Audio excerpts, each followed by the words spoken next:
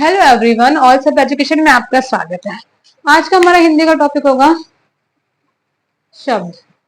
अच्छा, एक बात बताओ, हम शब्द जब शुरुआत कर रहे हैं शब्द की, तो अगर मैं लिख दूं ल और क, लक, क्या अर्थ होता है लक का? ल और क, लक। लक का तो कोई अर्थ नहीं होता, लेकिन मैं इसको बदल के लिख दूं क और ल, तो क्या इसका कोई अर्थ बनेगा?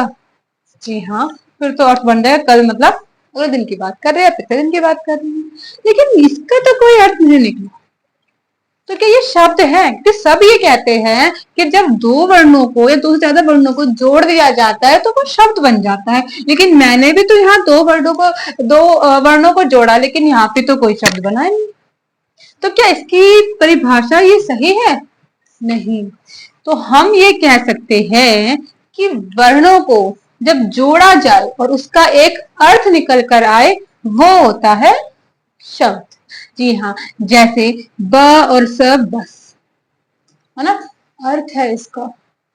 अमीर, अर्थ है इसका।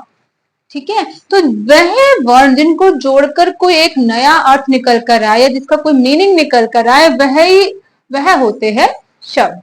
कि शब्द कितने प्रकार के होते हैं? तो शब्द होते हैं हमारे 4 प्रकार के। कौन कौन से?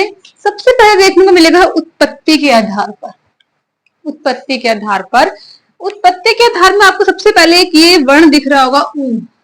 किसकी तरह ऊ दिखता है? ऊ दिखता है हमारे 3 की तरह, 3 की तरह, है ना। और उसमें 3 में 1 प्लस कर दो, कितना हो जाता है? 4।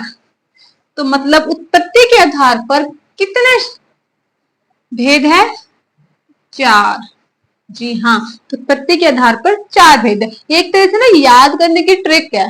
ठीक है, आप अपने अकॉर्डिंग भी कोई भी ट्रिक बना सकते हो कि हम कैसे याद, क्योंकि 4 इसके प्रकार है, तो सब में देखना कि किसमें कितने प्रकार के शब्द आते हैं, कितने प्रकार के भेद आते हैं, तो उसमें थोड़ा सा कंफ्यूजन हो जाती है। तो उसको एक थोड़ा सा इजी बनाने के लिए तो मैंने बस यही निकाला है कि ऊ दिखता है हमारे 3 की तरह, 3 में 1 प्लस करेंगे तो बनेगा 4। तो हुआ 4, यानी कि उत्पत्ति के आधार पर 4 भेद है। रचना, रचना में रा दिख रहा है, रा किसकी तरह दिखता है? 2 की तरह, और जब इसमें 1 प्लस कर देंगे तो कितना बनेगा? 3। तो रचना के आधार पर कितने भेद होते हैं शब्द के? 3। फिर आता है अर्थ। अर्थ ना 2 ही निकलते हैं, या तो सकारात्मक या नकारात्मक। तो अर्थ के आधार पर कितने भेद है? 2। और प्रयोग के आधार पर भी हमारे कितने भेद आएंगे? 2। लेकिन आज हम स्पेशली पढ़ेंगे सिर्फ उत्पत्ति के आधार पर। ये 4 भेद कौन से हैं? जरा देखिए, ये 4 भेद उत्पत्ति के आधार पर कौन कौन से हैं। एक तो हमारा आएगा तद्भव,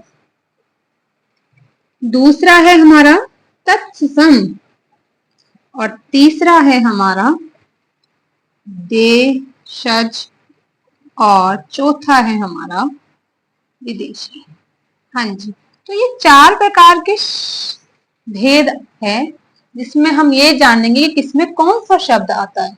ठीक है, सबसे पहले अगर हम पहले तत्सम की बात करेंगे, तत्सम, सम से एक चीज याद रखना, समकालीन, मतलब पुरानी कहीं ना कहीं बात की जा रही है, मतलब वह शब्द जो संस्कृत से निकल कर आए। किससे?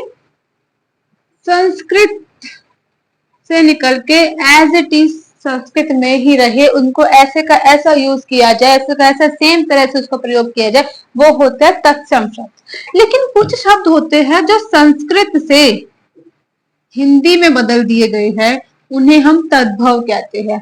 कैसे? जैसे सबसे पहले हम देखेंगे चंद्र। चंद्र क्या होता है? चांद को बोलते हैं, चंद्रमा, चंद्र, है ना। तो ये संस्कृत वर्ड है, कहीं ना कहीं पुराना वर्ड है, लेकिन आज के टाइम पे इसको हम क्या बोलते हैं? चांद। तो एक हिंदी शब्द है, यानी कि संस्कृत से हिंदी में आया तो तद्भव, और अगर संस्कृत के संस्कृत में रहा तो वो शब्द हो जाता है तत्सम। और भी ऐसे बहुत सारे शब्द, जैसे ये मयूर का अर्थ क्या होता है? मोर। लेकिन हमें संस्कृत में पता है कि मयूर का अर्थ मोर होता है, लेकिन अब हिंदी में जाएंगे तो क्या होता है? मोर। अगर जब हम इसको मोर पढ़ेंगे तो वो तद्भव शब्द है, लेकिन जब हम इसको मयूर या संस्कृत के वे में पढ़ेंगे तो ये तत्सम शब्द है। फिर आता है देशी और देशज और विदेशी शब्द। ये क्या चीज है?